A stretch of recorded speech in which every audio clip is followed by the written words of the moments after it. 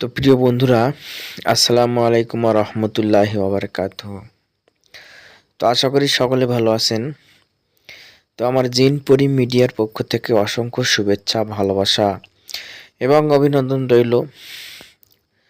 তো আজকে যে বিষয়টি নিয়ে আলোচনা করব, দূর থেকে আপনার ভালোবাসার মানুষকে কিভাবে আপনার কাছে নিয়ে আসবেন এবং আপনার বাধ্য হয়ে যাবে। দূর থেকে আপনার ছেলে মেয়ে এবং আপনার স্ত্রী আপনাকে ছেড়ে অনেক দূরে চলে গেছে, তাকে কিভাবে আপনার কাছে নিয়ে আসবেন সেই বিষয় নিয়ে আলোচনা করব। আপনার বাধ্য হয়ে যাবে এবং সারা জীবন আপনার গোলামি করবে। তো বন্ধুরা, আপনি যদি আমার এই চ্যানেলে নতুন হয়ে থাকেন তাহলে অবশ্যই আমার এই ছোট্ট চ্যানেলটি সাবস্ক্রাইব করবেন এবং আমার ভিডিওটিতে একটি লাইক দিবেন আর কমেন্ট বক্সে সুন্দর করে আপনার মতামত জানাবেন। তো বন্ধুরা, কথা না বাড়িয়ে মূল আলোচনার দিকে চলে যাই। তো আপনি দূর থেকে যাকে বাধ্য করবেন, তো কিভাবে করবেন, তো সেটি আমি আপনাদেরকে দেখাবো এবং বলবো। তো বন্ধুরা, তো আপনি যদি ভালোবাসার মানুষকে বাধ্য করতে চান তাহলে ইসমে আজম পাঠ করতে হবে। ইসমে আজমটা কি?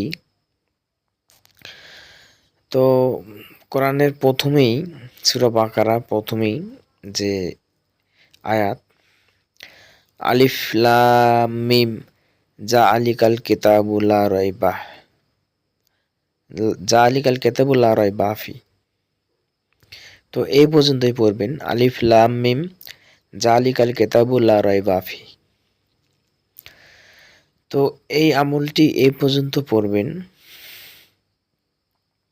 আর আপনি একটা দোকান থেকে রুটি নেবেন। তো আপনি রুটি নেবেন আর এই ইসমে আজম এই আমলটি আলিফ লাম মিম জাআলিকাল কিতাবু লা রাইবা ফি, তো এতটুকুই বলবেন। তো এর পরে আর বলবেন না। তো এই আমলটি আপনি 41 বার অথবা 49 বার এই রুটির উপর পরে আপনি ফু দিবেন এবং এই রুটিটি আপনি একটা কুকুরকে খাওয়াবেন। তো বন্ধুরা, এই রুটিটা কুকুরকে খাওয়াবেন। এই কাজটা শুধু একদিনই করতে হবে।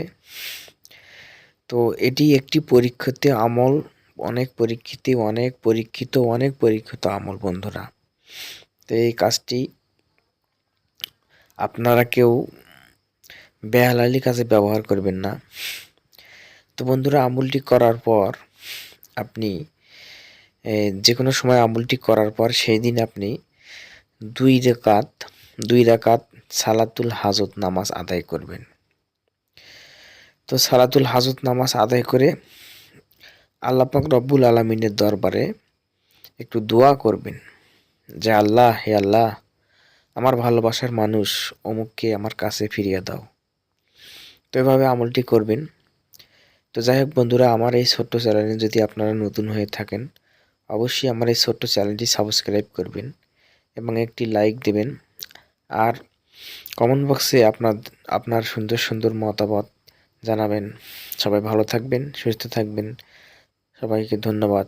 আসসালামু আলাইকুম ওয়া রাহমাতুল্লাহি ওয়া বারাকাতুহু।